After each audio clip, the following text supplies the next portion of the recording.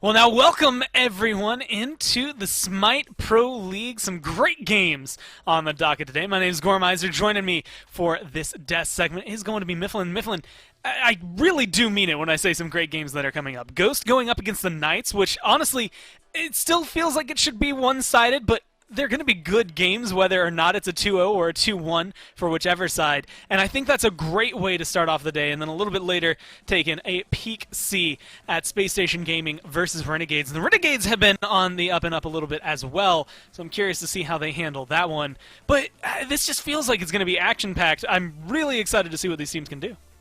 Yeah, I'm more excited for this Ghost PK match just because I think PK is what we've always called the ideal scrim team. They play against and to the caliber of their opponents, but they're not always able to tap into that top end that they have within themselves. So I think that they're going to match up into Ghost pretty decently, but they really do struggle to close out these matches, which is what makes them the perfect scrim team. They're going to give us hard-fought games every single time, but come game day, it seems like PK really struggles to bring it all forward. It's, I mean, perfectly as you said it. It'll keep you on your toes for 30 minutes, maybe even longer. And ultimately, you still get to come out feeling great. In this case, maybe if you're Ghost, because you get that dub anyway, you come through, you can flex around, you got the experience. So it was incredibly fun for them to see. And I'm excited to see, again, what they're going to be able to bring. Ghost has been kind of at the forefront of a lot of this meta lately. They seem to be the ones that have adapted to that mid-season patch the best. And they have been running the show left and right. And I think that's something that we're going to continue seeing today. I mean, Ghost is the best at early game, and early game's the only phase of any single Smite match that you get to play without a doubt. You might not make it to end game in some matches. You might not even make it to mid game, but as far as early game goes, Ghost is going to get there every single time, and if you're the best at it, you're going to continue being the best at it. And this is probably where some of these matchups have been going well. I think we could talk a lot about just Amaterasu and this meta right now and how well she's been doing. But I think that what we're seeing specifically out of FineOK lately has been very solid for them. Of course, that's making things a lot easier when your solo laner is able to come in and have this late game impact. But you also have this dichotomy, I want to say, between Panda Cat, Polar Bear Mike. Maybe you add a third person in there with where Twig has been, bringing in things like the Persephone. That's just making Ghosts stand out above and beyond everybody else, and the damage numbers they have, the control they have, their team fight just feels so solid. And I think there's multiple avenues you have to tackle if you're going to be the Knights here, and I think one of them, at least where my mind goes, is almost immediately in that solo lane. Dealing with FineOK at least helps deal with some of the rest of Ghost. Unfortunately, it feels like you've got to take on 5-on-5 perfectly. You just have to play better, because there's a reason they're undefeated. There's a reason they were able to win there in the summer. The Ghost does everything right. Yeah, I think you kind of hit the nail on the head as you beat around it there. You listed off every single member of Ghost roster as a threat, and you're absolutely right to do so. Highlighting FineOK, let's do it. I mean, if you want to shut him down, easier said than done, and he's always got the backing of Lazar. They're always working together as this cohesive unit. I mean, Ghost is the Goliath of the league right now. They're going to have to be having this huge target on their back from every single team. When you're at the top, it only makes it easier to see you. That's going to be something that the Knights are going to have to tackle this time around. And, I look at FineOK first, but that's just because when you look at the Knights, Scary D has been in the same position and actually been able to do similar styles of play in some games. The problem has been consistency, I think, with the Knights, and that's, maybe goes back to what you were saying when you discuss them as kind of the perfect scrim team, right? They come through, they play really well. Most of the time, it is just ensuring that late game transition. I think Scary D is a huge part of that, but also what we've been seeing late game specifically for Hunters. Zap is, being able to showcase a lot. Their wins last week, I think, were very big for them. But here, if you're looking at them, where is it that the Knights have to focus today to try and take on Ghosts? They're going to have to focus on just the early game in general. I want them to get through unscathed, and that seems to be the conversation every single time a team does come up against Ghost. If you want to, I think you got to play through Paul. Paul is definitely the star player for this roster for me. He's got this huge god pool. He's able to perform at a very high level, if not the highest level, on maybe 30 out of 40 mages on that mage tab, and that is such an asset to have on your squad because you just can't ban this man out. I love Twig to death, but I will have to say, I think in the mid matchup, I personally give this one to Paul. I think he's just going to be able to bring a lot. Again, the versatility, as you highlighted, is very big. The question is whether or not everybody else on the team can help ascend to that level. And well, hey, we're just going to have to see if they can here as we move forward into picks and bans for game number 1. PK opting to take first pick here. Ghost going to be able to get some counters going forward with it. But I'm curious to see, a lot of what we saw in phase 1 were bans towards Paul. It was specifically, hey, we've got to ban this Hebo. We've got to ban a Hell. But lately it's been, the Cthulhu's, the Hercules, the, solo laners that you'll expect from Fine OK, maybe some junglers there as well. Where do you look for your bans here if you're the Knights? I mean, if I'm the Knights, you got to address the Hercules almost always. I mean, Ghost Gaming's on the other side. You don't want to get PBM'd. Outside of that, Persephone comes to mind. The Magical Hunters are still incredibly strong. There's so many things in Phase 2 that you have to address just on a base level because of the strengths that they bring to your team that it makes it a lot harder to target ban. If PK do decide to target ban out Paul, they're going to be trading up maybe an Oleron pick, maybe a Persephone pick gets through. Cthulhu might make its way through. There's just so much in the meta right now that is incredibly strong that it really does make it hard to single out these individual players. Anytime in the next week, maybe longer, that I die to Hercules, I'm going to just call it getting PBM'd at this point. Like, I think that's just such a good, iconic, and honestly apt description of what it is, and I think it's understandable for the Knights to get rid of that. I also think the Uller specifically against PandaCat is such a phenomenal decision because of what we've seen him showcase talent-wise on a wide variety of hunters, but specifically there in that Uller. There's also the Freya, the Yemoja, the Persephone that we got to see Twig running a couple of times. Most of these warranted top bans, maybe Uller the only one that stands out, but given PandaCat's history, it makes sense. So they go for the Heimdall here first on the Knights. Over the Cthulhu, how do you like it? I think Heimdall brings a lot of pressure in the lane. He's one of the hardest gods to kill out of that hunter role. But as far as just impact in that late game team fight or even in the mid game 3v3, Cthulhu's gonna bring more. You got a team wide heal when you're in your ultimate. You've got 7,000 knockups, a ton of damage in your base form as well. And Cthulhu controls space incredibly well as well. I think with the bans landing how they are, Ghost might be looking towards a Cupid pick. We've been seeing that hunter get a lot of play recently. It's been interesting. I mean, a couple of small buffs to his clear, and honestly, Fields of Love is still a phenomenal ability if you can throw it out in the middle of a team fight. Either you're going to force beads, force a sprint, or you get to mez them for a little bit and chase them down. But oddly enough, and maybe it's something that I'm personally doing, I've been overvaluing the Cthulhu here in the Pro League from what we've seen. A couple of teams, Yarkor comes to mind, Fine OK comes to mind, that have been able to run it well in the solo lane. But Ghost go for the Hebo, which kind of feels like a little bit of a strip away from Paul, alongside that Thor. And it's so weird, Mifflin, because it's a mage and an assassin. Normally that dictates exactly where you would expect them to go. But Thor we've seen from Ghost in the solo, Hebo's been jungle and mid. Do you have any idea where they're going, or is this just the ultimate 2 flex?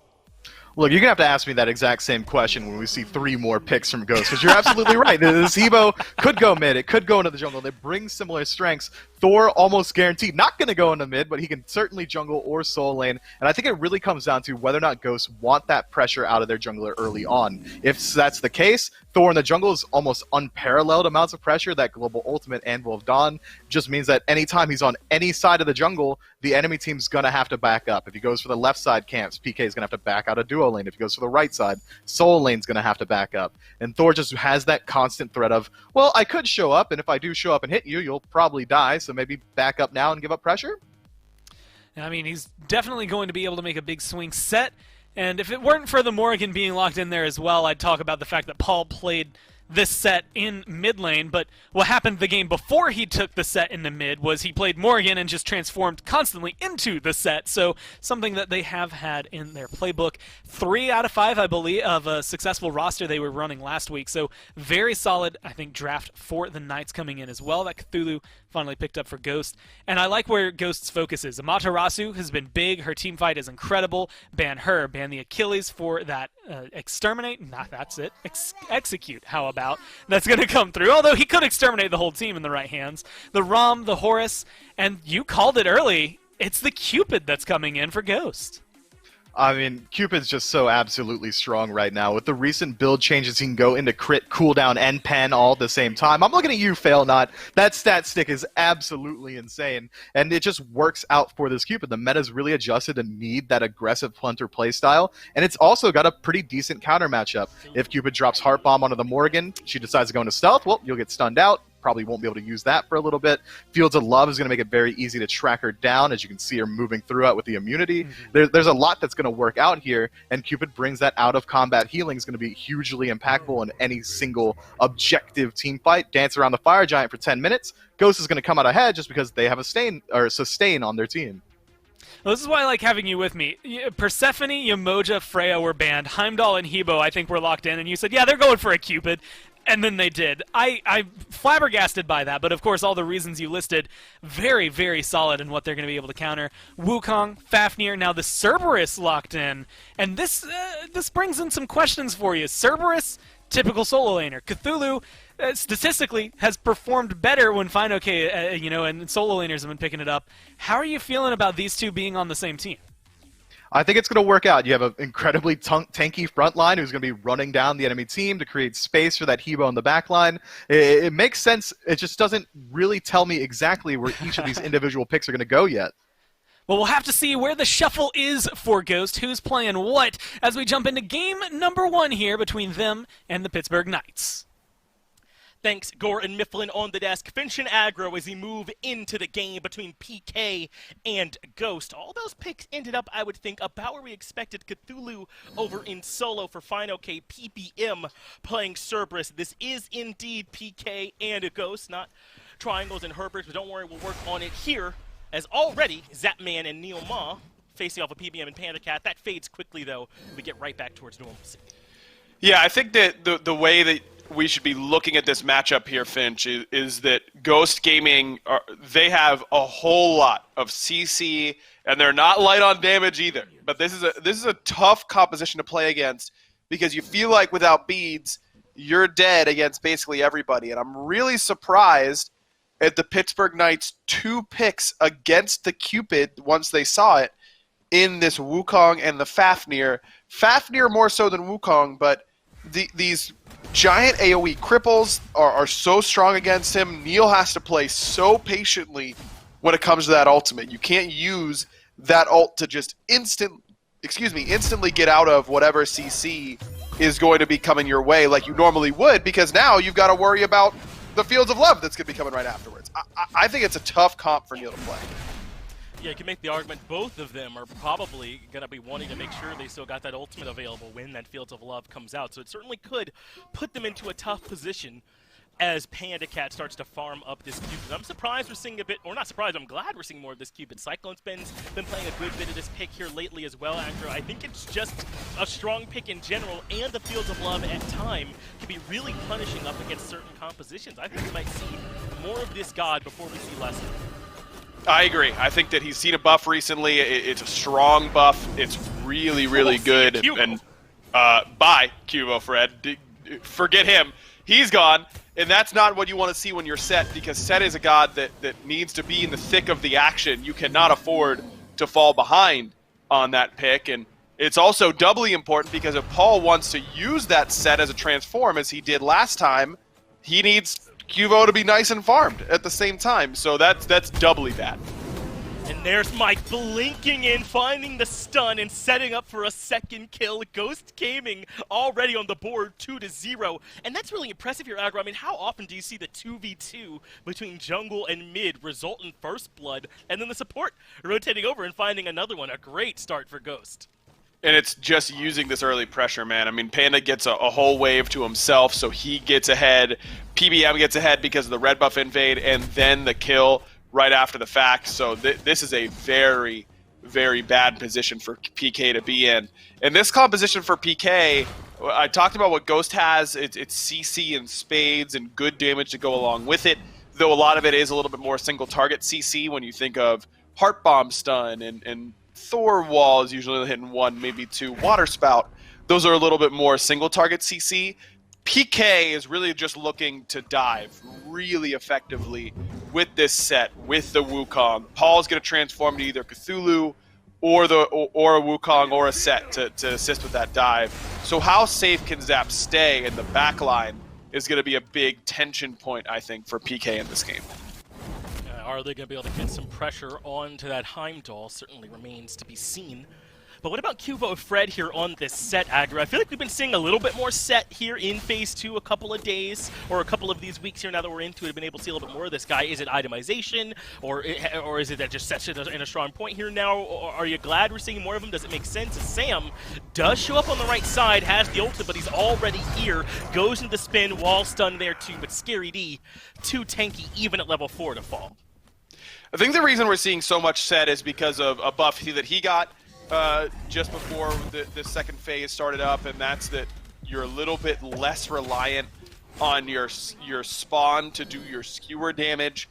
It was a weird shift, a very pon shift, very mathy on exactly how it works out. But it just feels, when you play the character, he just feels more consistent now, and that's the main thing, because Set, when he pops off, is insane. I mean, just can 1v4, can 1v5, does a million damage, heals a bunch, really hard to peel away, but can feel inconsistent. You could tell Twig was setting up for a big crushing wave. Cubo Fred gets dunked on by Sam for Soccer. Captain Twig gets the second, and suddenly 4-0. What was that Miffin was saying about Ghost having good early games? Yeah, that's happening again here.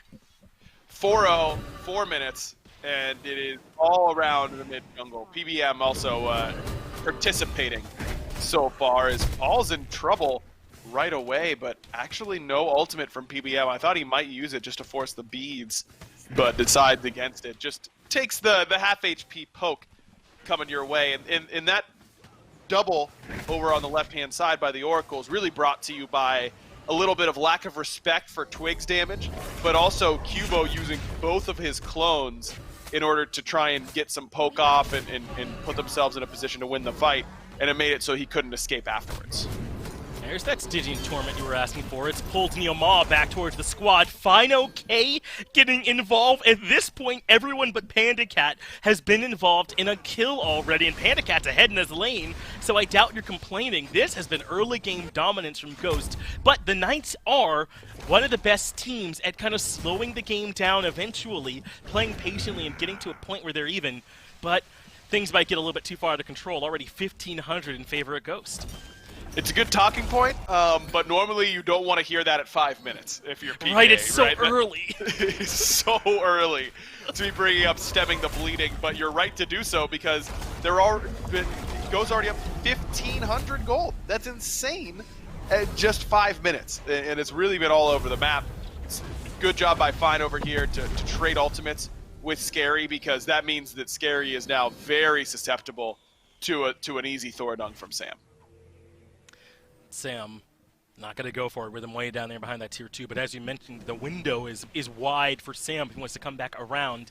He still has the ultimate in his back pocket too, so even Scary D on this Sun Wukong could suffer. Paul having to give up about 40% of his HP as Sam just passes through on his way to more farm, and I feel like this is what Thor can do for you sometimes, can really open up the game, but this is just the way that Ghost plays. I mean, I don't normally think of Cerberus as the kind of god that's 2-0-2, 6.5 minutes into the game, but Mike has been everywhere. He's been active, and he's been getting max value out of those stuns. I think this is more Ghost than the picks, man. They play well at this point in the game.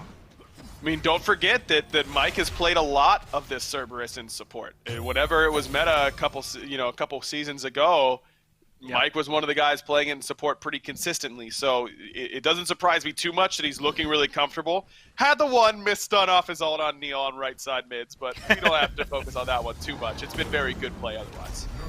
Looks like they are indeed capitalizing on that forced out ultimate. Able to make it out is Cubo Fred, but Scary D cannot teleport to clones. That means that he ends up getting gobbled up. But it's like clockwork, isn't it? They don't force out that ultimate from Scary D for nothing. Fine's not just using his ultimate. They come back over later and capitalize.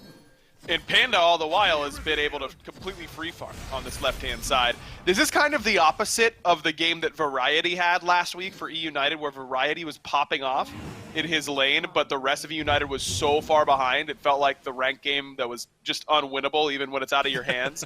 Panda Cat is just along for the ride in this game. I know there was some concern, we had some power outages in New York, and they weren't sure if Panda was going to play. Is this game that different if it's someone else? Probably not, because he's 0-0-0.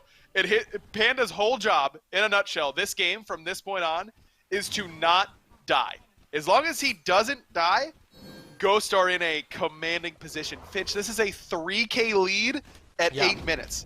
That is near maximum potential for leads. There's only so much gold you can pull from the map in 8 minutes, and Ghost has wringed it dry so far. They're getting everything. I mean, you're right. It's not as if they can go do the big neutral objectives. Pyromancer's obviously not even up yet. No one's pulling Gold Fury at this point either. This lead that they're getting, how many times do we see teams that are not quite as seasoned as Ghost get ahead and kill 6-0? I mean, Obey, this happens to them sometimes, right, where they have these excellent early games, but they can't build it into enough of a lead to give them a cushion later on. Ghost right now is able to convert it quite cleanly. These 6 kills are being well represented in the experience and gold charts as well. Panda, on the other hand, is actually under pressure for the first time. Fred on the way, but Panda's going to trade out his life in the 2v1 at the very least, so he didn't complete the job of not dying, but at least he gets 1 for his troubles. And it looks like they might be wanting Cuvo Fred too, but do they know where he is? There's the dunk. Of course it ends up landing, and Cuvo Fred is in trouble. No set of beads for him here, so there is no way he makes it out. And even if they hadn't gotten that kill, I mean, Panda Cat getting the 1v2 is huge. Is now Fine OK gets aggressive on the Scary, forces out the ultimate yet again, as Fine has pressure. Really, Ghost have pressure everywhere. Yeah, there is no part of the map that is safe for PK right now. If Ghost Gaming were on Pride Rock looking at everything the light touches, it would be the whole map. That's their area right now. They can go wherever they want, and with Scary not having ultimate, that's an easy blue buff invade on the right-hand side, and you start to see where this lead is really coming from for Fine OK, as he is up 2 levels on the Wukong already. Yeah, and Hakuna Matata, not much respite here for Pittsburgh Knights, I'd argue, as they're way too far behind at this point in the game. Now you have to start looking around the map at how do you find some kind of way to stem this bleeding. I mean, we had the conversation at 5 minutes about how good the Knights are at that, but do they normally have to do it at such a deficit when there is this much control in the opposite direction? The thing is, Ghost, they're really not even taking any risks. They're fighting when Thor ultimate's up. They're fighting when they know beads are down or ultimates have been used. It's been very clinical from Ghost here so far. And I don't think PK's composition is particularly good at fighting from behind, because they are pretty CC light. I mean, you're looking at Fafnir Hammer, Wukong 72 transformations, and Paul's stun, Zapman's ult. That's basically all of the hard CC that you have for PK, and all of it is single target, except for, I suppose, Paul getting a multi-man stun. But we both know that's not happening anytime soon. So you're looking at single target CCs for all of the Pittsburgh Knights. And if that's the case, you have to catch someone from Ghost by themselves, because at this point, Ghost is so far ahead that the game plan of, all right, we're Fafnir hammering this one guy, Morrigan 2, Fred's going in on him. That's just not going to work from this position because of the base stats alone that Ghost have to work with. We're seeing, though, this game's still at least somewhat here for Pittsburgh Knights. If they can prevent big objectives from going down in the other direction, perhaps that can be the start of a 3,200 gold, nearly 5,000 experience. A pretty steep hole to be looking back out of, but people have climbed out of worse. It's got to make sure things don't get worse before they get better. Looking at some of this itemization, though, I like where we're going. Doom Orb here for Twig on the Hebo. I mean, I don't know if this is normally standard for what we see, but what are mid laners picking up right about now? Do you just take a Doom Orb if you can, or if you're just someone who really needs the movement speed? It's not bad. I mean, Morrigan, it's very common on, so I'm not surprised to see it at all on Paul. I'm a little bit surprised to see it on Twig, but one of Hebo's biggest problems in the mid lane is mana consumption and the lack of mana regen that he normally builds. So the Doom Orb giving you a bunch of MP5 is going to feel really good here for Twig, and it's just so much damage early on that I think it fits very well into where Ghost is in this game. I like it quite a bit. Mike keeps a couple members zoned while the Gold Fury goes down in favor of Ghost, and that was never in any doubt. Pittsburgh Knights couldn't make it in, but this is the only answer they can hope for. Pyromancer down low. Fine OK's nearby. They certainly know he's here, but the Pittsburgh Knights are able to grab the Pyromancer in time. But look at Ghost rotating in, taking the aggressive pathing. They want to punish on the back of that Pyromancer. Neil Ma low in the back, and that's Fine OK keeping him locked down. They will be getting at least 1 for this, as Neoma's shell will not be enough to save him, but they might be able to get 2. Paul in trouble in mid. He turns into Fine OK to try and give himself some survivability, and it works. Ghost Gaming able to get the Gold Fury and a pick in exchange for Pyro, now using this ultimate, I imagine, to extend the duration that he's in the Changeling ultimate. But he's got to be careful, because whenever he comes down from this ultimate, he's going to root himself in place right away, and that's a free kill for Ghost. Just a couple of bad decisions in a row by PK. Neil jumps in order to hammer Fine to make sure that he can't steal that Pyro over the wall. But that, you got to know that kills you every time. Now, a little bit of trouble for Captain Twig in mid. No. Cubo Fred needs to get a little bit closer, but unable to get there. Captain Twig gets the 1 back up. Great help from Polar Bear Mike, and Pittsburgh Knights struggling to find any answer back at all. These slows are just so annoying for Fred to deal with. I mean, it's a slow from the water carpet. Okay, I got off that, and then I'm getting breathed on by this Cerberus right away, and then I can't move again. It's just not a fun matchup. Ultimate from Zapman, immuned with beads, is able to use Aegis to immune the Heart Bomb and repositioning with the Bifrost. Zapman showing the mechanics, but that's both relics and his ultimate traded for the privilege to go home early. As 2 levels down, it's hard to imagine he'll win a fight up against Panda.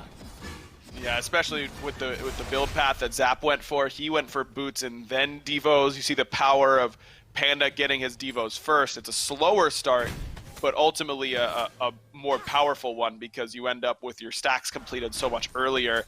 And you know what? Zap's play there, it's low percentage. It's not going to work against a guy like Panda very often, but I think it's understanding the game state for PK and Zap feeling like, I've got to make a play. And you know what? He's right. Someone does for PK. And it is low percentage as that is. At least it's something. At this point, against a team like Ghost, I agree with if PK is talking about we've got to rush a fire without them around. You know, we've got to take a 5% chance to win sort of play, because right now it might be lower than that if they play it out. Cubo Fred doesn't have beads again. Mike grabs him with the Stitching and Torment, and it's another easy cleanup kill for Captain Twig. But now you can see the rare problem of where do we go with this big of a lead. There's no big objectives left. Fire Giant, or not Fire Giant, but Gold Fury and Pyromancer are down currently. Fire Giant available. The Tier 2, Tier 1 in left has already been taken, and the Tier 1 in right being worked on by Fine Ghost. Really don't have a whole lot of extra places to go to further extend this lead. They're so efficiently cleaning off the map. Looks like they're going to group for the mid-tier 1.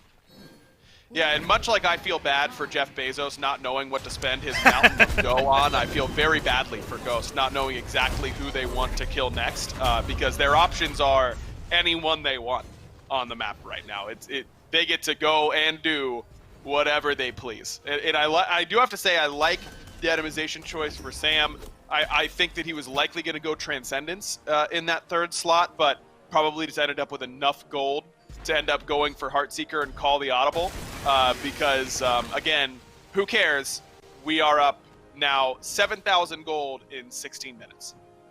You know, and Magus for Polar Bear Mike, not much more can be done to increase your damage output from ahead, I don't think, than putting Magus on your Cerberus support. Crushing Wave from Twig catches up to Cubo Fred, the Aegis, a little bit too late, but he is narrowly able to make it back out of there, which is enough as Cubo Fred holds on to his life. But what do you think here about the Magus for Mike? I think it makes sense. You don't necessarily want to get... It's good on Hebo, but not fantastic. It feels so good on Cerberus, because as soon as you hit that ghastly breath, not only are you stripping their prots, but now you're increasing that target's vulnerability, not just from yourself, but from all sources. It feels really good. And look, when you're level 14 and the enemy middle-laner just now hit 15 pretty much, he can't kill you no matter what you build. You could just sit on your gold. Wow, talk about Bezos a lot. And do whatever, you don't have to care at all, because you're just so far ahead at that point that you might as well invest it into something that's going to let you deal the damage. I like it. Sam looking for a target, ends up settling for Neil in mid. Not a whole lot of chance he gets much out of there. Maybe trying to see if he can convince him to use an ultimate or a relic or something in trade. Fine, okay. Is in a little bit of trouble here in right. Still has that ultimate available as Zapman gives him a tour of Niflheim, able to make it back out of there as Oni Fury is claimed by Ghost, but FineOK really never in a whole lot of trouble. Still had the ultimate in the back pocket. There's the knockup, and he has backup coming, so the Pittsburgh Knights can't even continue the chase. Another clean objective taken by Ghost. And no chance that you can ever chase down and kill the level 17 Cthulhu at this point. You need a lot more itemization before really that's even an option to try and take down a beast of that size out of the solo lane. We're talking a good 20 minutes from now where PK can start to think about having a conversation about maybe investing some damage into FineOK later on. And for me, Aggro, this is way more about Ghost being good in the early game than the Knights making a lot of missteps. This felt like Ghost coming in with a clear understanding of where their pressure was and putting it on from the beginning of the game as Zap narrowly makes it out of there with a Bifrost and some Relic uses. That's both of them on cooldown now. Really, Paul gets caught out early for a mid-first blood. I mean, how often does that happen as Fire Giant now being grabbed for Ghost? A little bit of the Knights trying to make their way in, but this is a low percentage steal if they want to go for it. Mike has one zone, Fields of Love guarantees it, and Ghost even more firmly in control. I agree. I think that the credit deserves to go to Ghost more than the blame on PK, but it's not to say that PK is blameless, because they did have a couple of pretty odd decisions on where they wanted to step up. I think Fred found himself in bad spots more than once in this game, and it's not a coincidence that he's leading the death column for PK here on this one. Right side Phoenix is the call for Ghost Gaming. Zapman doing what he can to grab the tier 2 in left, but he's got to use the ultimate just to disengage. And remember, the Bifrost cooldown, the more distance you cover, the longer before you can use it again. That might be what's ailing him, as FineOK does clean up that kill. Right side Phoenix falls, and it's now almost a 10k gold lead, and it's just been all Ghost from minute one. It really has, and it's really, I mentioned Fred. I think Neil has also really struggled in this game. I think that the Fafnir pick, I just don't like very much. Against this composition and for the composition of PK. And then on top of that, the execution has not been there for Neil in this game either. So when two of your three members of your 3v3 core are really struggling, you're going to have trouble, especially against a team like Ghost, who's just going to jam pressure no matter what. It looks bad, I think, when you take some missteps in your opponent's best area. And because of the nature of the beginning of the game, I think it looks bad for longer, right? Because of how much they fell behind by so quickly. If you make the same types of mistakes in the late game, it just ends and you move on. And in this situation, it kind of ends up feeling like it might be dragging out a bit. But Ghosts have just played it cleanly. They've not left open any opportunities for the Knights to get back in. And Ghost is really just dotting their I's and crossing their T's at this point. They strip all the towers off the map. 11k at 20 minutes is pretty obscene. And now they just get to take their choice of Phoenixes. They've still got over a minute and 50 seconds on this fire. I can't imagine they're going to waste a whole lot of time here. This is trying to end the game before the Fire Giant wears off sort of territory. They're in a comfortable position to do so, obviously. Right side Phoenix already down, so Fire Minions will be pouring down there to make life even harder for the Knights. I mean, I know I said 16 minutes ago, this is the part of the game the Knights are great at, but they're not often staring down this type of deficit. And I think you've already kind of covered, it's more than just the deficit. I don't know how well this composition from the Knights can really work from behind, even in better circumstances, right? I mean, Kivo Fred on a god that's so reliant on getting itemization. I know Paul can steal the build from others, but Base Morrigan really reliant on that as well. And then obviously the composition needs a very specific initiation to work. It's tough for him. High execution for PK for sure, and when you put yourself in this sort of position, it's going to make it even harder. Kivo Fred able to make it back underneath the mid Phoenix. A 3-2 split for now, but it looks like they're transitioning to a 4-1. I talk about it like it would take a while, but the left side Phoenix is already done, so they can full 5-man stack in mid to get the last remaining Phoenix. Pittsburgh Knights, though, have all their relics available, though they don't have all the items, as they'll try their best to hold off this army of Ghost Gaming that's crashing onto their shores. Zapman in trouble in the back, but it's Neomall that falls at the very beginning. Fields of Love has come out already, as soon as the Aegis timer runs out, Zap has to use the ultimate to get back towards the fountain. The mid-Phoenix already down in the backline. There's even further trouble for Cuvo Fred as Sam for Soccer hunts for him. Hard to imagine he can make it back to rejoin this fight, as the rest of Ghost looks like they're relenting for now. They're not looking to push in and end. Instead, they're looking to reset. Well, Cuvo will eventually fall, even with the use of the beads, I imagine, though. Maybe not. No, he's definitely dead. He no matter which way he goes from here, he'll eventually get pinched. But I will say, I'm almost a little bit sad that PK are able to hold here, because I was going to say I think we're going to see something that I have never seen before, which is exciting at this point in my casting career, because I've been doing it for a little bit. I don't think Neil has pressed for a single time this game. I don't think he's ulted even once, and I've never seen that in a pro game. And look, I don't know where Neil is supposed to have ulted, because he's been insta-dead every fight. But it's definitely stood out to me. He got one tapped off of Thor ult, or off of Thor wall, excuse me, on that mid Phoenix siege. It was Thor wall into Hebo knockup, into Cerberus stun, into Grayscale for Neil that fight. So maybe he's gonna be able to press forward this time around. We'll see. He's following some of the itemization from Mike, also has the Magus. And I think that we've heard Mifflin talk plenty about this. It's so hard to try and get, you're not going to get tanky enough from behind to try and make up for how far ahead the other team is. So you want to try and bring that kill threshold down as much as you can. But as you've mentioned, even with the change itemization, Neil just has not had the opportunity to contribute much, as Ghost grabs their second Fire Giant of the game. Right side Phoenix is up, and that's exactly where we're headed. And I think I'm probably kind of in line with what Ghost is thinking here, is that they want to try and keep this as clean as possible, if only so that they can be a little bit toxic towards Panda Cat for being the only person with a death on their team at the end of this one.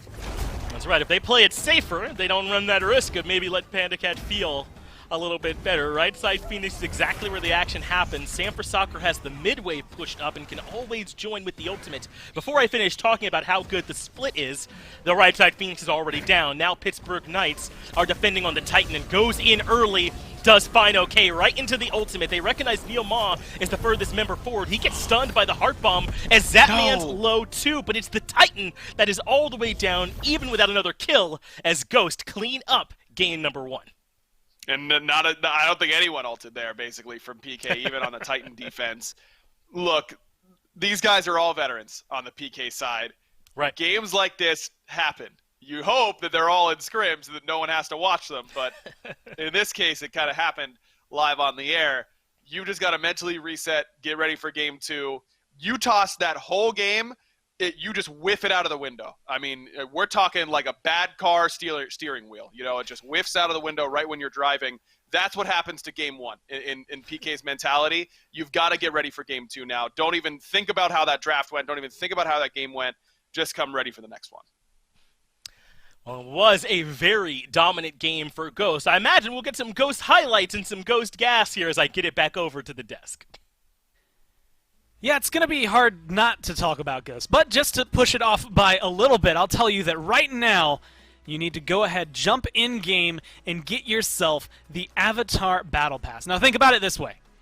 By the time you want it, when you need it most, it will vanish. So get in on it now while you still can to make sure that you're going to be able to have it. You're going to get the skins of Aang, you're going to get Korra, you're going to get Zuko, each of them bringing 2 skins in as well. So it's going to be amazing. Zuko Susanoo unlocks instantly, and then as you level it up, you'll be able to get Korra, Scotty, Aang, Merlin, and more as you go through it. So definitely get this while you can. It's awesome. I'm speaking just from the fact that I love playing it and I love the show. So no matter what, go ahead and buy that one. But Mifflin, we got to talk about Ghost.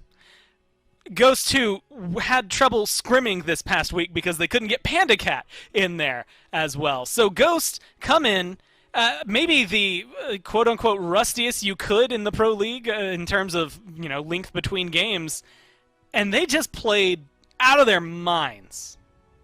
I'm glad that you bring up the rust, because what happens when you get stabbed by a rusty blade? you get tetanus. And PK certainly caught a disease from this battle. I mean, Ghost just look better from minute 1. Literally 1 minute 20 seconds in, we see the first blood come through, and from there, PK is only able to drag back 1 kill in a 2v1, and they trade their one of the lives in the 2v1. I mean, they just got blown out of the water. Aggro said it right. Ignore that game. It might as well have not happened because you really didn't want anyone to see it go into game 2 with a completely new mentality.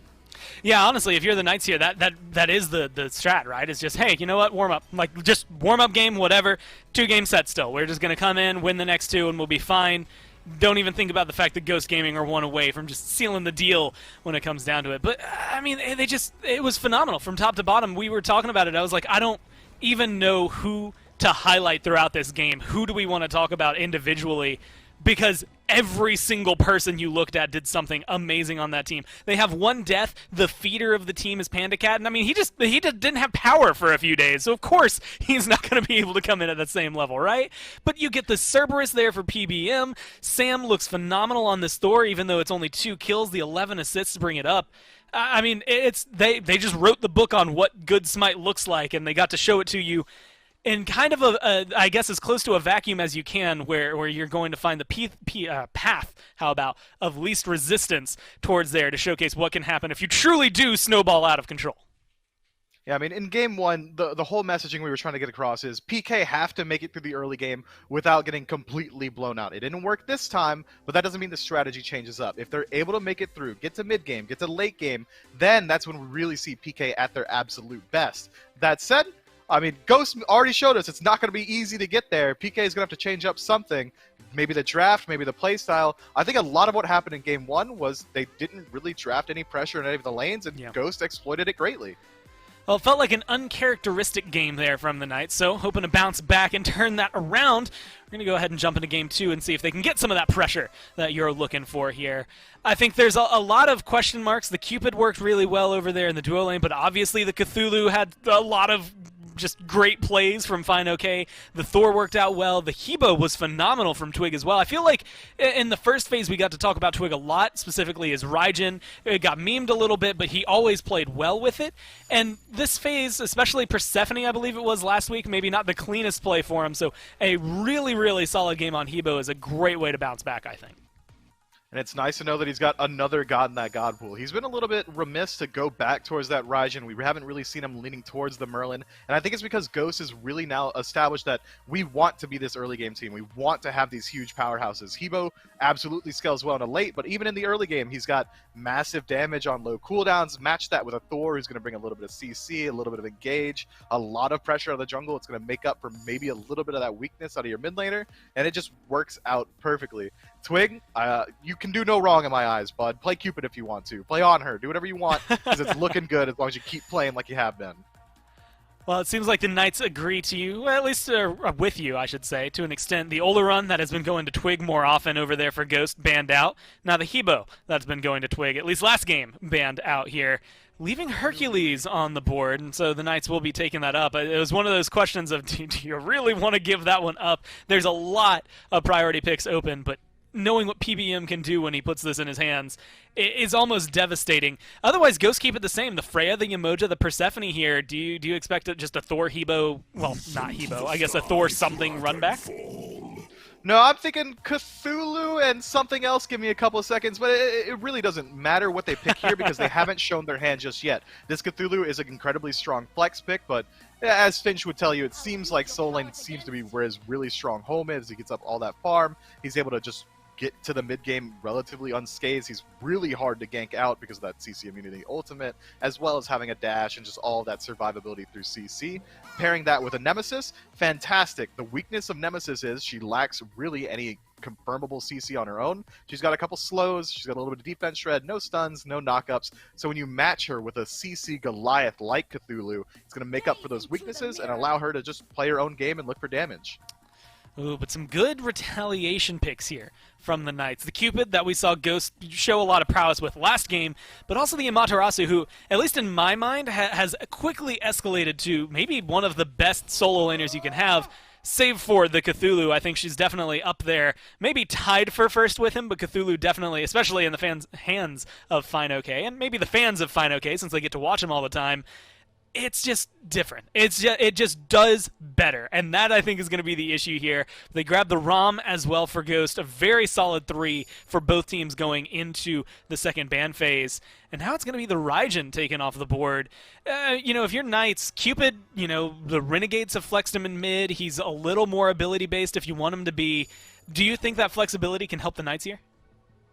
I think it can, but even then, I haven't seen Paul play this Cupid yet. I'm pretty confident in saying that it's likely going to go towards the hands of Zapman. And the core 3 that we've seen from PK already is much stronger. Duo lane has a real fighting chance to just absolutely decimate. I mean, Hercules and Cupid might be one of the strongest kill lanes in the game. Amaterasu's going to be able to hold her own or win out against just about everyone, barring maybe Cthulhu. That's a matchup we haven't got to see too often. But once they rotate out, already PK's team fight is looking so much better. Fields of Love, Dazzling Offensive, both fantastic engage tools they're going to set up. Hercules is going to be looking to displace the backline, burning beads. PK's draft is looking a lot stronger in Game 2. Well, Nuwa, Poseidon taken off the board there from Knights. And Poseidon normally would have caught my eye and maybe had me go on a tangent, but then again, after what we saw last week, I think he's just fine where he is down there in the ban phase and taken away from Ghost. The Raijin, the Raven over there from Ghost. They're still trying to do some jungle collateral, but the Knights have been fascinated with this set. Whether it's going to the jungle or the mid is determined by their last pick. So while they lock that in, I'll look over here towards the Cerberus, which used to be a solo pick. It was something we had kind of talked about going into Game 1. I have been enjoying it a lot over there as a support, and it seems like PBM takes it and dials it up to 11 like he always does and makes this Cerberus look really good over there. In the duo lane, how much control is Cerberus really bringing? He's bringing a ton, and it's control through damage. Cerberus almost has a similar playstyle to Ares where, well, if I hit you, you're going to lose a lot of your health. Probably don't get hit. I'm also going to burn off your beads relatively easily with my ultimate. I mean, Cerberus does so much, and especially in this meta where we're seeing a lean towards lifesteal in both hunters and mages. Cerberus is going to be fantastic. Steal away some of it, take away the rest, and now he's going to get a little bit of an additional value as Aphrodite gets locked into the Cerberus pick. You're going to lose on a lot of healing from that too as well. I was actually thinking Hercules, Cupid, Amaterasu, Aphrodite. There's a lot of healing here for the Knights. You get the best Divine Ruin applicator there in Merlin. You just highlighted the anti-heal there for Cerberus.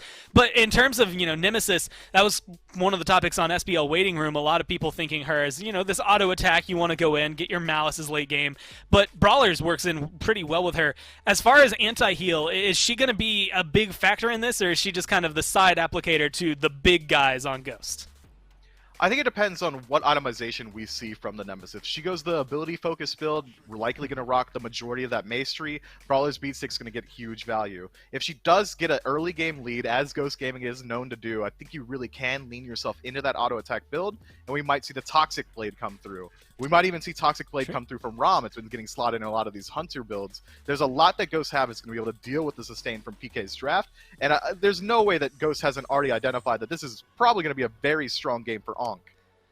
Well, it's looking incredible for Ghost coming through here. But like you said, the healing is going to come up big for the Knights. How will they handle it? Well, we'll have to find out here in game number 2. Thanks, Goran Mifflin, yet again as we move into Game 2 between the Knights and Ghost. But this time, things will look a little bit different. The Hebo banned away, the Thor not selected for Sam this time. Plus, Paul is on this Aphrodite. Agra, how do you like the Knights' chances here with this different look? It's still a bit scary for me because you look at a 4 physical comp. Is Aphrodite going to be enough magical damage? I think she can be, but it's inconsistent damage for sure. It's not easy to apply from a distance. And I've been pretty vocal about this for a while. I'm not sure how much I like picking Aphrodite into compositions where Ankh already looks good. And it looks good against every single member of the Pittsburgh Knights. I mean, yeah. Ghost is going to have a field day once Mike hits level 12 and picks up that Ankh. Fine might do the same. He might go Thorns. But you look at Scary D now can't change stances without taking extra damage in a team fight. Cuvo, if he ults, is going to be taking extra damage. He's going to be ulting, of course. Paul, Neil, even Zap can't pick up a heart. I mean, it's just so much healing for PK that every little bit of anti-heal where normally you build Divine and you go, man, I really wish I didn't have to do that. Now you're stoked because it's great against everybody. Nehemiah taking a ton of damage. Mike able to find the stun, but that's about it. in terms of damage output since they're only level 1. So Neil is able to make it back out of there. Plus, Zapman gets aggressive towards PandaCat, forces his beads out early, and Zapman worms his way around Mike, still looking to put in damage. This is what getting to level 2 early will do, but Sam for Soccer elsewhere able to find first blood anyway. That's huge for Ghost. Massive, because otherwise that was going to be another kill. But how does that happen 2 games in a row where you die in the 2v2 in mid before you go and get your red buff? I mean, that is, it's inexcusable. It just It's can't rare, happen. right? We don't see that often, I don't think. No. Exactly. It is not like Merlin Nem is so much insane kill potential, you know? It's not like those Right. two are really slamming at level 2. You just can't lose that kill right there, because now it's even worse, because then you lose red buff. And Paul gets super far behind, as does Fred. I mean, they both do in this 2v2, and I already covered it last game. Set falling behind is really bad, because he does not really excel from behind. And it prevents the duo lane from getting that first blood bounty as well. I mean, Zapman makes a great play to turn around what looked like disaster there for Neil on the start. And obviously Neil does a great job not falling either and nearly having that chance to convert that first blood. I mean, obviously still the kill for them in that direct matchup is still huge, but it does maybe diminish it a bit where they could have had a chance to get ahead. Instead it's going in that other direction. The Knights got to hold on, though. We already saw what Ghost could do when they run away with those early leads. Can't let it happen here again. Oh, perfect. This is exactly what I wanted to see, is how this happened. So it's just 2 games in a row. Wow. Fred doesn't, he doesn't get teleport. I mean, you can't. You're set. As soon as you step up to the wave and they see that you have your 2-1, which of course you will, because you need your 1 to clear. I don't think that there's a world where you can level the 3 and clear the buffs well enough. And then you can't teleport to anything if you don't get your 2. You just have to concede that mid lane pressure. And that means that we're conceding red, but if that's going to happen, why can't we go speed to red as set? And we'll hog red instead. Like, if you're going to be picking the set, and it happens to you in game 1, I just don't understand how that same mistake happens in game number 2. That's where I really get confused. So it's just another bad decision by PK. If you want to pick set in the jungle, that is an absolute weakness that you need to figure out a way to play around. It doesn't mean he's unplayable in this role. Right. It means you can't do that start. And clearly PK hasn't come up with a better way to do it yet.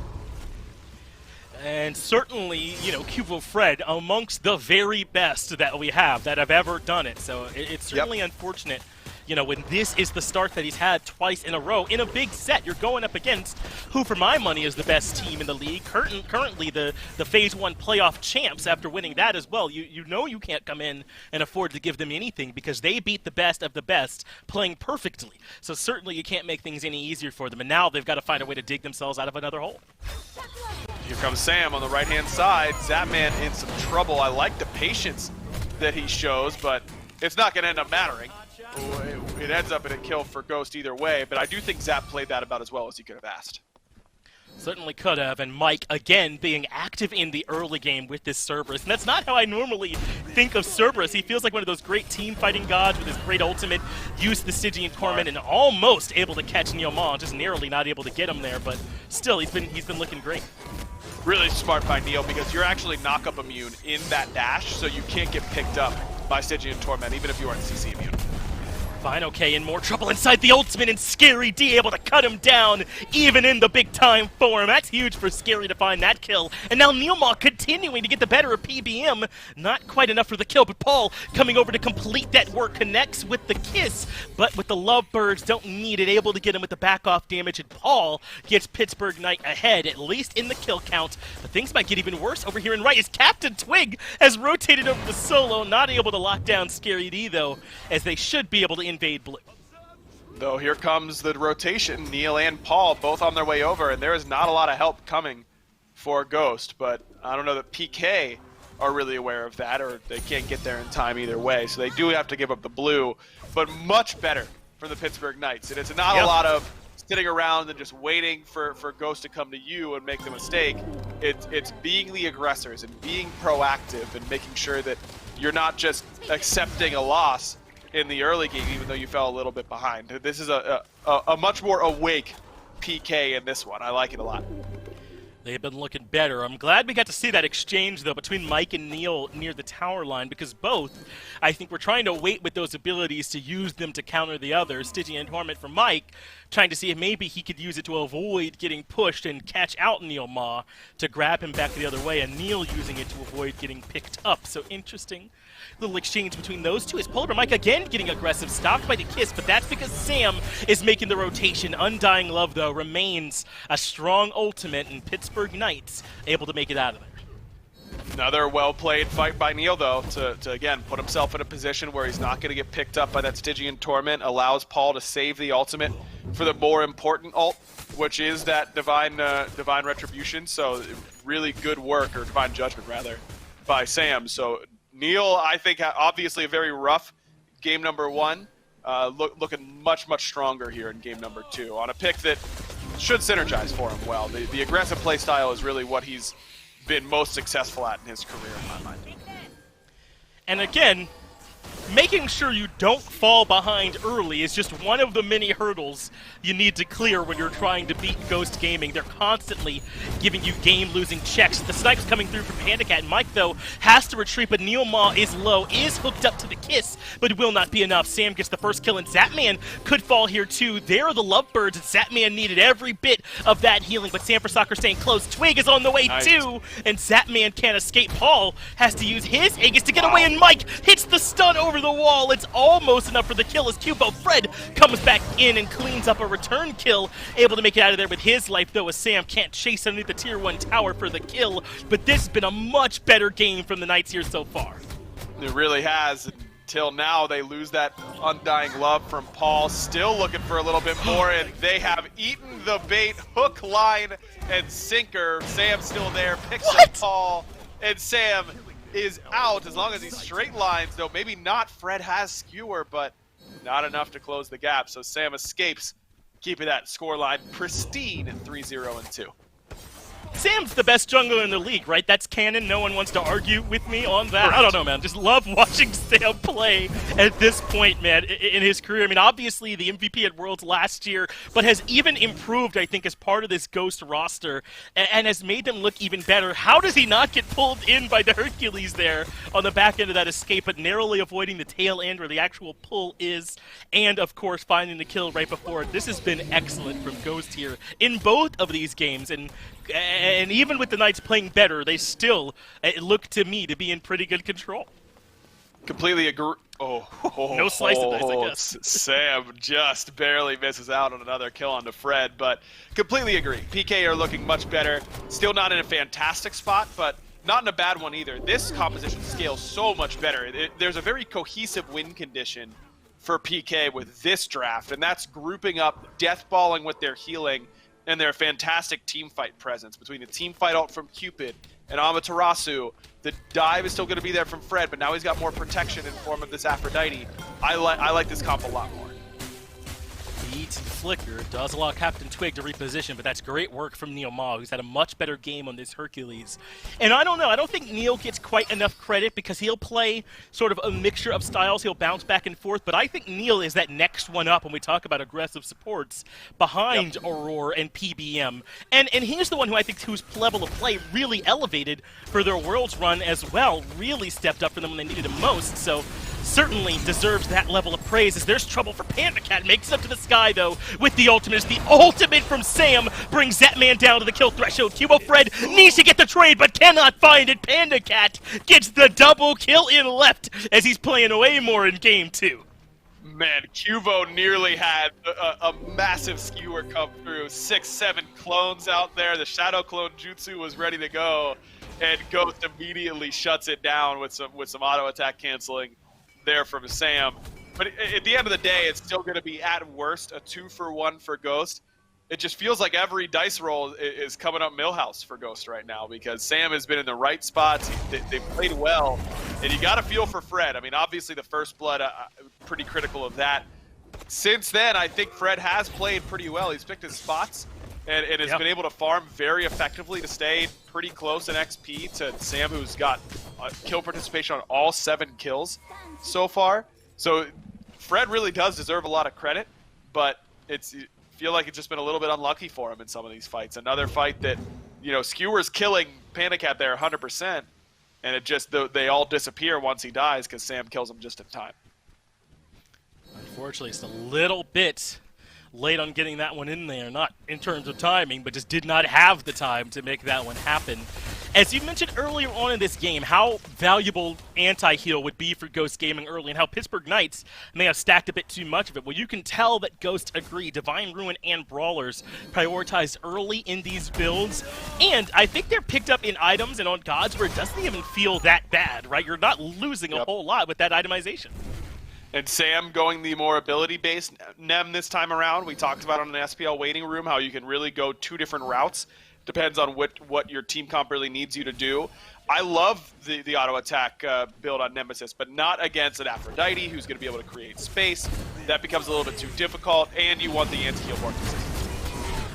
More action on the left-hand side. Sam was using the tower dive, but Neil gets back underneath. There's the stun from Mike, and Sam cleans up the kill, stays under the tower, uses the shield to look for Zapman as Captain Twig comes in to clean things up. Scary D does get the kill onto Mike here in the middle of all this fight, but still huge for Ghost Gaming as they're able to take care of the tower and the kills. And Sam narrowly avoids falling to Cubo. Fred gets the blink off to reposition, but Panda Cat couldn't get the roll in time. But Paul, low elsewhere, uses Aegis well to immune the damage as Sam ends up falling to Cubo. Fred, this looked good for Ghost at the beginning, but the Knights have fought back into it well.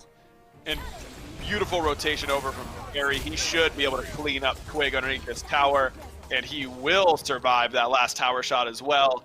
And that's just really smart, understanding that, again, they cannot afford to fall too far behind. Ghost is too good at pushing these leads.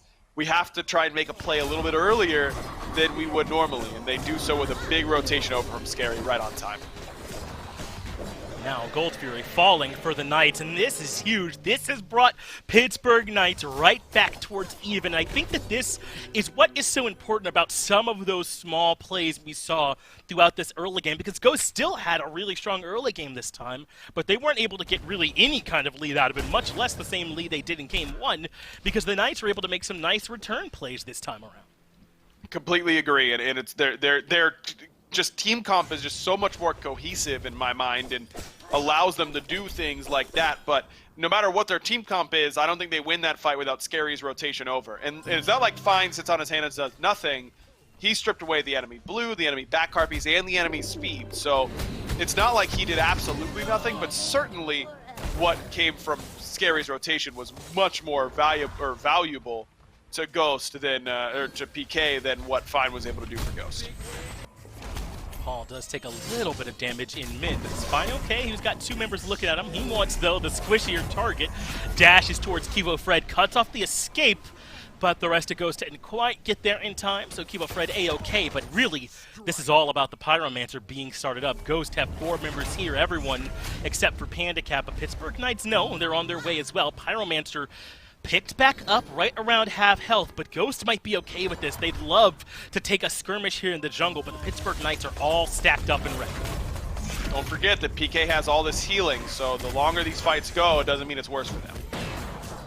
Scary D, the one now that is the focus of the attention from Ghost. They put some decent damage in, but Sam rethinks it. But this is still a win for the Knights, I'd say. They've gotten this Pyromancer to be dropped, gave up nothing on the back end of it, and the Ghost are left kind of looking around for what they're supposed to do next. They really aren't able to find anything. And even Panda Cat started rotating over. That means Zap gets to shove a wave underneath that left side tower, and with all the buffs being up on this left-hand side, Panda's going to have to make a choice on where he wants to be. This is a bit risky from Zap, but he does have the cavalry on the way. You said it was a risky, so Sam for Soccer steps forward to show why. Panda Cat hits all 3 snipes, because of course he does, but it's just not enough damage for the kill. Even Cubo Fred feeling the pressure and having to retreat. I know they've got all that sustain, which is going to become more of a problem for Ghost. If that same type of burst isn't enough to get the kill for them, it's only going to get harder. And good shell from Zap that he picked up himself that is really what kept him alive in that moment. Aegis would have done the same, but you see that he goes a different option. Even though Sam isn't going for more auto attacks, his auto attacks will still be potent, of course. So that pickup and his positioning, understanding that he does have help coming, but not quickly enough to help him with that kind of burst damage. At the end of the day, Ghosts still end up getting their own purple and forcing out a relic from Zap, so So not all bad, but Sam had to use 2 relics of his own, and that includes the beads. So I think that PK pretty happy with that trade. Look at this third slot from Panda Cat. It's the Kin size. And I was wondering, Aggro, if we'd see more of this with all the health-based builds with Sledge and Thebes and even Stone of Gaia's getting picked up all over the place. Are you liking more of this sort of health-based builds here from the Hunters and others? It's interesting. I don't think that I would necessarily advocate for Chin's third, but it's kind of like going Rod or first item for Zeus or for Aphrodite in that, is it its most efficient right now? No, but I just know I want this item passive for every single fight I'm in the whole game, that I'm willing to take an inefficient build path in order to secure that happens. And I think that your identification of the health-based builds is a correct one. You see the Sledge already there for Scary. Fred is almost certainly going to go Sledge. He's already starting to build into it. Sledge is now done for Neil. So you're getting value out of this already. It's not fantastic because you do need to pick up some penetration before that really matters, but you will get that later on anyways. I wonder if Panda just had enough gold and decided to invest into it early, or if that was the game plan all along. But either way, it's not the most efficient build path right now, but having your Hunter have Chins for every fight is certainly not a bad thing. It'll feel good, and it'll feel even better, I imagine, once the Atlantis finished, which it looks like he's working on now. This next Fury spawning in 25 seconds, and Ghost are already set up outside it, looking to see if they can catch anyone rotating in, but they're not going to stick around for the full 20. In fact, Sam going to take this opportunity to back. He is working on a defensive item here, 4th, to try and splash in a little bit of extra time where he can stick around in these fights. Should be able to come back in with a little bit of extra survivability. It's probably going to be a Spirit Robe, if I had to guess. A little bit too early for Mantle and how expensive that is. And I love Spirit Robe against PK's composition because now they have a lot more guaranteed CC. And whenever Sam dives in and gets hit by that knockback from the Aphrodite back off, that's going to proc Spirit Robe and he gets damage mitigation instantly, which is really, really strong on those dives. Worth noting, by the way, that the only Ankh for Ghost is on Final K, so watch out for that. I thought Mike was going to pick one up and maybe find Wood as well in addition to it, but instead Mike prioritizes this Frenzy, which does make Ghost's overall team fight much stronger as long as they can get a good Cursed Ankh every fight. This is great from Ghost, though. Panda Cat had to take the back there. He wanted to finish Atalanta's bow. It's probably the biggest power spike he could look for, and he's able to make it back to the fight in time. That's going to mean Neil, Cubo, even Scary going to be a lot more susceptible to his damage in this fight. Neil Ma pushes Polar Bear Mike backwards, but all of Ghost Gaming in here, and look how they're surging forward. This is the fight they're looking for. Neil Ma goes to Polar Bear Mike first, but Frenzy gets popped by Mike in response. Scary D does find a good ultimate in the back, but gets controlled by the Stygian Torment, and Panda Cat gobbles him up. Now it's Sam and Pino K that are on the back line, making their 2-man dive work as they look for Cubo, Fred, and Paul, respectively. They separate the Aphrodite. That's it for your big-time healing as Panda Cat connects for the second kill of this fight. Paul falls to Pino K as well, and Pittsburgh Knights were not ready for this fight. They're going to lose Neil Ma on the back of this one as well as they get the 3-for-0. Make it 4 as they're able to claim one more. Man, someone get someone who appraises art, because that was beautiful from Ghost Gaming. I mean, you want to talk about a textbook way to team fight. That was flawless from them. Absolutely flawless. They bait the initiation in from PK. Scary goes in alongside Fred, and immediately Mike goes from front line to backline, instantly onto the back. Frenzy's there, his backliners to make sure. Twig and Panda do a perfect job of making sure that they stay split so that they aren't getting hit by the same abilities, but can peel for one another with damage and with CC. And then as soon as that team fight, already that little skirmish in the back of the team fight looks like it's going well for Ghost, Sam and Final K surge forward. They make sure that Paul can't step up to help Fred whatsoever. They make sure that no help is coming for Scary D, and it's just these 2 isolated 3-on-2s on each half of the Gold Fury pit, and Ghosts just slam their backline 3v2 perfectly. They execute way better. Mike's team fight, Mike's ultimate is better on that backline to pick up Scary right away, and then you look at how well Sam and Fine were able to synergize on their backline dive. Onk onto Paul, Onk onto Zap, make sure that we're going to split them up. Sam takes one to the left, and then Final K kind of corrals Paul back towards that red buff and make sure that they aren't going to be able to group up and really get value out of that healing. I mean, that was perfect by Ghost. It literally does not get better than that. Very strong team fight from them. Ghost not just good at dominating the early game, but obviously their team fighting stage is very difficult to contend with as well. And I don't know if Scary D is tanky enough to stand up to this comp when he's got to handle as much of the frontlining responsibilities he did there. And Neil Ma in trouble too. They already used Divine Judgment on him and the Undying Love to keep him alive. So FineOK keeps up the chase. Panda Cat in the sky with the snipes as Scary D falls lower and lower. There's the knockup. Mike comes in and with the leap able to confirm the kill onto Scary D. Neil Ma getting pushed out too, but the rest of Ghost aren't here for this. They're falling back. Fire Giant is available if they want to head to it with their 5v4 advantage. Now, it's a 5v4, but honestly, all things considered, I think PK is not in the worst spot. 3 ultimates down for Ghost, Honk down as well, but look at the damage from the Chaos side. It's already gone by the time PK are able to muster up the courage to get in there. Yeah, maybe if Neil Ma has the boulder, there's a shot, but it was already used. He's stuck inside the Fields of Love, barely able to make it out of there, but he only lives for a little while longer. Sam for Soccer catches up and grabs the kills. The Tier 2 tower will come tumbling down, and I know the early game went a lot differently, but doesn't this feel like almost the exact same end result? Ghost Gaming up nearly 10,000 gold and barreling down your right side. Phoenix struggling to try and find an answer to it. Man, what happened? It's a 10k lead all of a sudden for Ghost. Basically the exact same time. The only difference is that I had a lot more stuff to analyze and a lot less time to troll here in game number 2 because it kind of all happened at once.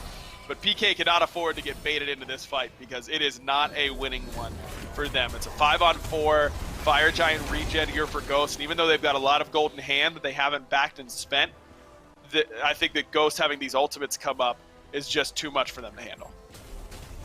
It is. Pittsburgh Knights are going to have to fall back. You mentioned earlier, where is Sam going to go with this item? I think you would have been right if they didn't get a near full team wipe at that Gold Fury and Sam just had the cash to drop onto Mantle, but certainly can be done at this point. Mike able to find a stun, but all of Knights are grouped up. So I like this. Mike thinks better of it and falls back, but the rest of the Knights are still surging forward. They know they don't have a big shot on defense, so maybe they can find an errant pick here in the jungle, but Ghost are not going to give that to them. Now FineOK steps forward narrowly. They're able to make it out of the mire, but Scary D is the one that gets hit by the Divine Judgment, and he gets hit by the snipe from Panda Cat. Ghost able to find another kill, and now they're surging. FineOK inside the ultimate keeps up the gas. That's Undying Love forced out because the knockup would have spelt the end of him. Ghost in complete control. Nice pullback from Neil, but I think Sam is even happier than anybody that he's right back into the thick of the action. It's not a bad idea for PK, but it isn't a free surge forward because no one cleared out that right-hand side, and now all of a sudden, look at those double fire waves coming in on the right-hand side. That means that this is going to be an even harder defense. Gonna be near impossible for them. Left side Phoenix is low, still standing, but no longer. Ghost finally end up claiming that, and the fire minions are pouring in. Now that the Knights go to deal with that, Ghost can cleanly walk over and grab the tier 2. That's if they don't feel like they have enough gold to back now. 3,300 for Sam for Soccer. The lowest is 2,200 for Panda Cat. They absolutely will take the reset here and finish awesome items. Yeah, full items. I mean, nothing feels better than just taking your pick on what you want from the item store because you'll be able to get it all right away. I mean, Ghost just really has executed well, and even though it's felt like the same two sort of stomps, this game was not stompy at the very beginning. Right. It's just that one Gold Fury fight was so cleanly won by Ghost that then they split up. We don't really see that very often. They had one team do one part of their team do the Gold Fury, and the other part go and do the Pyromancer, which meant that they could all reset at about the same time and then use Pyromancer buff to get to Fire Giant really fast and set up control there, which is pretty smart, I think, from them. It was. Ghosts have really spread the map thin, and you're right, I think, to highlight that Gold Fury fight, because that kind of was everything coming into it, and what they did the best was they isolated Paul, cursed Ankh when he was there, and then you isolate him out once it runs off, and you never have to deal with that Aphrodite healing, at least in this case when Ghost can control the fights this well. Now, all of the towers on the map are down. The only Pittsburgh Knights structure standing is that middle Phoenix, and I don't even think Ghosts are going to press the issue. They played cleanly and with respect in both of these games. Even in game 1 when they were way ahead, looks like they're going to do the same thing here. Back, do fire, and make sure this is done cleanly. FineOK really wants to boost the Shrine efficiency numbers for Ghost, because you want to talk about efficiency on the Shrine. It's stealing it away from the enemy team and adding it to yourself. Thanks, production there, for the quick fingies on the Jungle Shrine breakdown.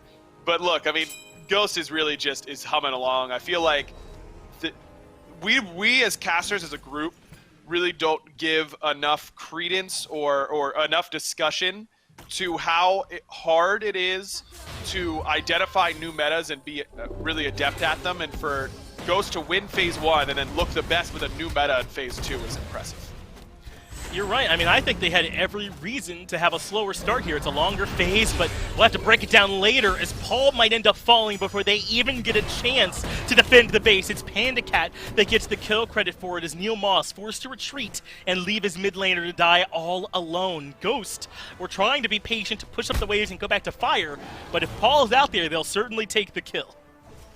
A little surprised that they aren't trying to push for even more, as Fine actually gets his teleport canceled on that right-hand tier 1. He's trying to just keep Zap and Scary there so that Twig can cancel the backs. I don't know if Frostbolt would have stopped the back. That's the fastest traveling projectile for Merlin. I think Zap probably gets back basically no matter what in that spot. But I mean, from here, Ghost is in a pretty commanding position with or without Fire Giant.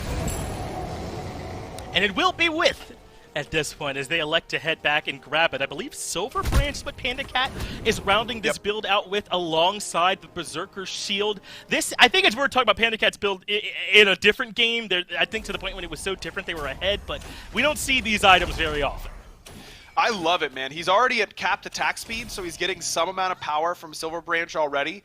And then when you press 2, it's really no longer an attack speed steroid, it's a damage steroid, which is really, really cool. And it's got good base stats anyways, it's good. PandaCat does take a good amount of damage here, but once FineOK goes into the ultimate, it feels like things change, don't they? Right side Phoenix comes down, Zapman melts inside the Stygian Torment. Scary D and Paul both get knocked up by FineOK as Ghosts start to move in, but they want to get this middle Phoenix as well. You can tell a lot of them are going topside as the Titan comes down towards half HP in terms of its health. Mid Phoenix will come crumbling down. Left side Phoenix has respawned as well, and Ghosts want that one too, while the Knights deal with the minions. Ooh, I like that style play. Heal. That's what you love to see. Of course, he's robbed of getting a kill because Mike's level 20 and Paul's level 19, so unlucky there, but you got to give him props where it's due. I mean, anytime you see that Earthbreaker into the 2 blink, you love it. You absolutely do. There's the frenzy popped, and Ghost are all in for the Titan. Nothing that PK can do to defend it, and Ghost with one of the cleanest set victories you'll ever see, especially up against such a strong opponent. And right now, I think they're waiting to see who else is going to try and challenge them, because they're looking like the best to me. I agree, man. I mean, we're talking about the cream of the crop right now in the SPL. In my mind, top 3, we're looking at Ghost, we're looking at Radiance, and we're looking at Space Station. In no particular order for the other 2, because I think Ghost is the #1 squad right now. PK, I think they're still trying to find their footing in this meta. I think that the way that they're picking and banning is a little bit off to me right now. I think that their execution on the map is a little bit off. But when you start the game down first blood in your first red buff 2 games in a row, you're really putting yourself behind the 8 ball, and that's something they'll fix moving forward for sure. I'm sure they will. Hope that's not the last of the set pick from Cubo we see once he gets that all cleaned up. But that should do it here for you and I on the cast. Get it back to the desk, though, so they can break it down. That's right, and it was a doozy, I think, at the beginning. A lot of even moments in this game that then Ghost just took the run with and took the lead with and never looked back, I guess is the better way to word it. And Mifflin, I think there's a lot of ways to look at this last game, maybe just this set as a whole, and realistically it comes down to Cthulhu maybe being one of the biggest factors. FineOK's Cthulhu was absolutely dominant, but I think we also, for game 1, look at everybody, but for game 2, it is FineOK and Sam that I think really start off the game pretty well. I think Sam transitions into Fine, which transitions into PandaCat, and it just makes this really fluid dynamic for the team. The second FineOK got involved in those team fights, the pace changed completely. The first 15 minutes were almost completely even despite a rough start from PK, and then just one team fight Fine, okay, rotates in, knocks up 4 people 14 times. There's not much you can do about that. And then they just like a ton of damage output from PK's draft. And every single engagement that even began to look good for Knights was immediately squashed because the disengage from Ghost was incredibly strong. The disengage from Knights, not nearly as strong as Ghost's dive potential. PBM running him down. Fine, okay with him as well. Sam for Soccer dropping a slow, targeting out 1 person. And if anyone made it too far away, Panda Cat goes up in the air and finishes them off. Ghost's draft just looked incredibly strong. The only person on the team and in the game who was able to out-damage FineOK, of course, it's the Crit Hunter that we got to see throughout all of it. A very good start there for Panda Cat, and I think just continuously showing why Rom was one of the big picks at the end of Phase 1. Even though, you know, we've been talking a lot about Freya, about Olorun and the likes, Rom just easily scaled up to the top, and I think this was a masterclass in why of what we got to see. And Hunters in general are incredibly strong right now. Recent itemization changes, Hunters might be the strongest they've been in the last 3 seasons. The reason we're not seeing them quite as often is just because they are getting a little bit outscaled by these magical Hunters. But now that the ban phase is starting to reflect that, all these SPL teams are really starting to put some respect onto Olorun and Freya. I expect that we really will see this auto-attack centric Hunter playstyle come back. I'm looking at Rom, Cupid's marching up that path. Ullr as well, all these guys that have these nice steroids, and it's going to work out. Fail Not is one of the best stat sticks in the game, man, and it really reflects well on just about every build. Well, it looked good in that game. It looks good for Ghost, just as good as they look here on the standings. 4-0, undefeated still, and now rising to #1, a place where I honestly think we should get used to seeing them for a little while. Space Station and Radiance giving them a run for their money. But the other teams that, you know, really did cause some trouble for them, specifically in Sanguine, not off to the best start this phase. We'll have to see how things evolve. Granted, it is a long phase. We're in week 3. There's still, I think, 11 more after this week to go. So we're still going for the long haul. Next, though, will be Space Station Gaming and Renegades. And I think this is something to be said. SSG, this game, potentially able to tie it up 4-0 with Ghost up at the top, keep things going. But I want to ask you, you know, before we get too far away from it, what are the differences you maybe see between Ghost and SSG right now that might lean one or the other towards that #1 spot? I think Ghost and SSG are kind of 2 sides of the same coin. Ghost is this early game aggression-based team who just look to blow you out of the water with sheer force of will and aggression. But where SSG, on the other hand, is this team that builds up on these small leads incredibly well by playing the map. If they get an early first blood, they're not going to continually look for more kills. They're going to strip away some back camps, strip away your mid-harpies, work their way towards oracles, maybe group up for a gold tree, and they play it this very slow, methodical style that builds this pressure until that 20, 25, 30-minute mark, and then they explode it and immediately move to Fire Giant, group up there, take a team fight at the enemy Titan if they have to. And it's this more methodical play style from SSG, and it's such a treat to watch. Well, I think someone who can do the same but on a faster scale, maybe even earlier, is going to come down. We've been talking a lot about Ghost and where all of their strengths are, and we got to see a very phenomenal Nemesis game that second time around. Sam for Soccer standing by right now for an interview to talk about how Ghost did. They did well, Gore. I'll settle that for you here now. I do indeed have Sam here with me, though. And Sam, speaking of how well you are playing, talk to me a little bit about what is clicking for you all right now. Are y'all just best in slot? Is it your practice? Are you ahead in the meta? What's working for you guys? I don't know. I mean, I guess tough to say exactly. I think we understand the meta for sure well, and I guess just playing well in general too. But well, talk to me a little bit about that first or second game here, if you could, Sam, because the Nemesis and the Thor both looked really good to me. Which one did you have more fun playing with? Because it seemed as though you could do essentially whatever it is you felt like doing in either one of those games. I think I always have more fun playing Thor in general anyway. But I think both games they kind of just let us get early game. Yeah, seems like you're breaking up a bit for us on our end here, Sam. What we'll do for you is we're just going to go ahead and get ready for that next game. It's Space Station up against Renegades. That's coming up here next, man. Appreciate you taking some time to talk to us, and be right back here after this break.